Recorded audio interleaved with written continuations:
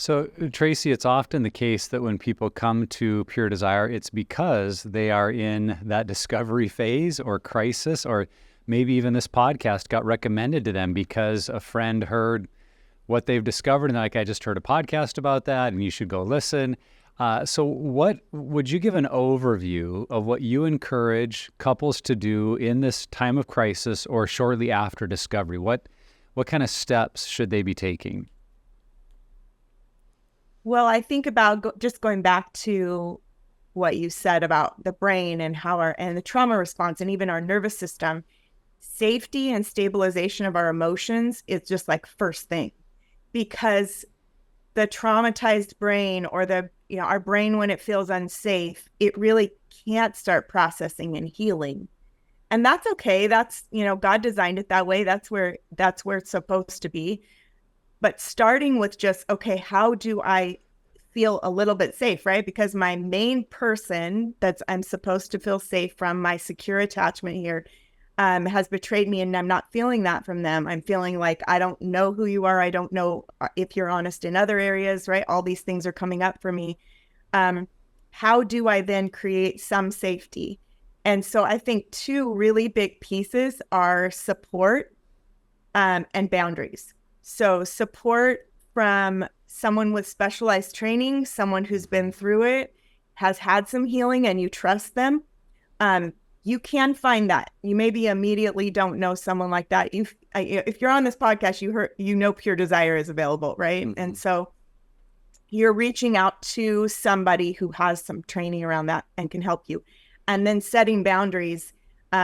Most people are just going to need support with that too. How do I set boundaries? But just to start at the beginning of like, what do I need that I can take control of to help me feel safe?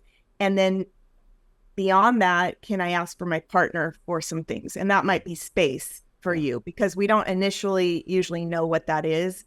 But we can ask for space, or we can ask for some basics until we can get to some support or read a resource or something that helps us kind of take the next steps.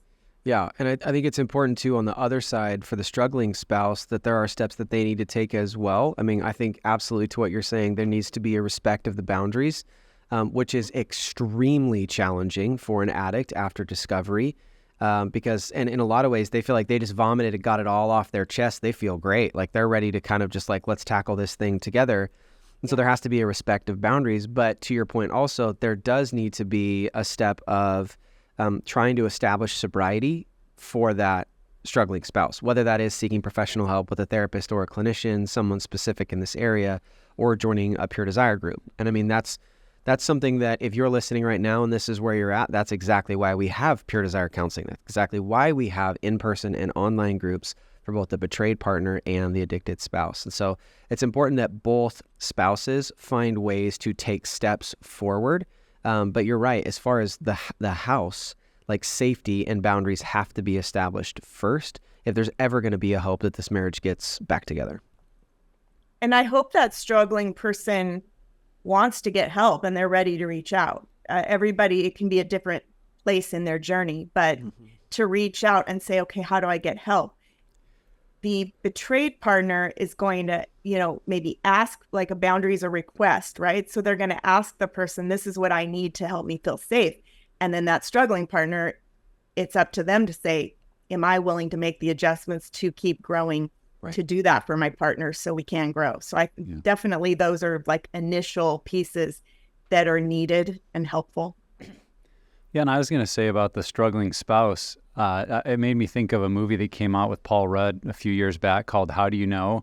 And in the movie, he's like accused of securities fraud or, some Wall Street thing.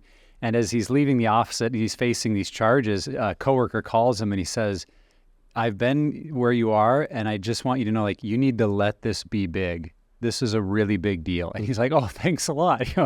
That's great. But in that struggling spouse's mindset, there's a part of us that we've lived in a lot of secrecy and shame. And when we're discovered, a big part of us wants to minimize it. Like, I got it out there. I'm kind of glad I got caught. And now she knows, and I want to be forgiven and move on. And let's kind of squash this and not have to face it.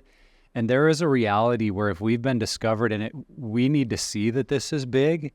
and we need to let it be big, and we need to face it like it's big. Because the truth is, and as we've seen for so many couples, this can be in a really good way a defining moment in your marriage and in your life if you let it. Yep.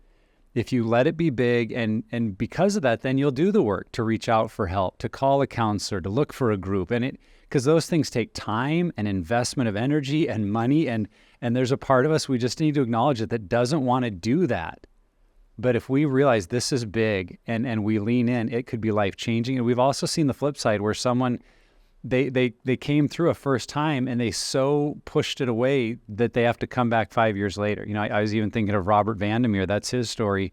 The first time, one of our counselors, the first time he met with Ted Roberts, Ted kicked him out of the office. Yeah. And he will say in his story, I wasn't ready, and I had to go through some more pain and lose that marriage for God to get a hold of my life. And so if you are a discovered spouse who's listening to this episode, I hope you could take that to heart. Like, this is big, and you need to let it be big so that it can have the impact in your life that God wants it to have.